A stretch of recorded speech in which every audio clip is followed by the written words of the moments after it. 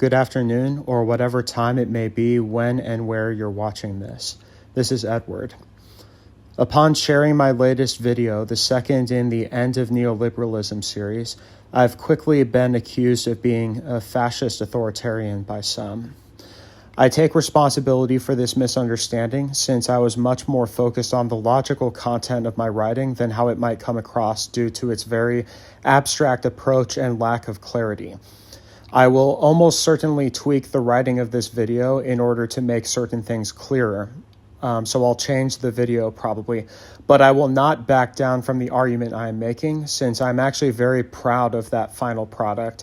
And I started Principality so I could tell people what I think the truth is instead of manipulating them by telling them what they want to hear. So that's what I'm going to do. Certainly, my actual views are rather cynical and nihilistic, so they will alienate some people for what they genuinely are. But YouTube is also a very big place, and out of those billions of users, I'm not making these videos for the ones who prefer illusions. I want to make the following things clear without any equivocation. That I am not a fascist or an authoritarian of any kind, nor do I commit to the emotional turmoil of any other ideology. I am just a chess player who finds the world system to be the most stimulating chessboard of all.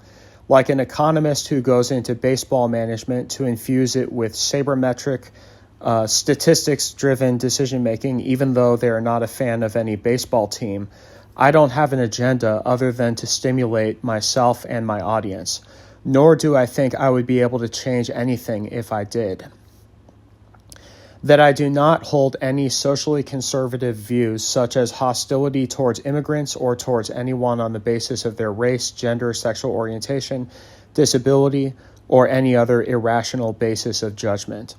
I am an autistic, queer, non-binary person who grew up in an urban environment full of immigrants and diversity of every sort, and my attitude towards people is that I cherish excellence wherever I might find it.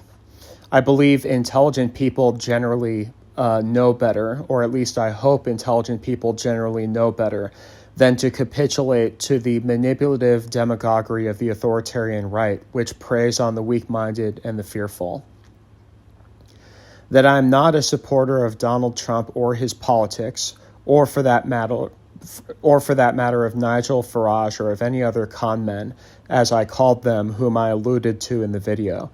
I also do not view Trump as a realist. He is simply a manifestation of the state attempting to strengthen itself, but under the confusing lens of that the West's polarized politics have enslaved it to.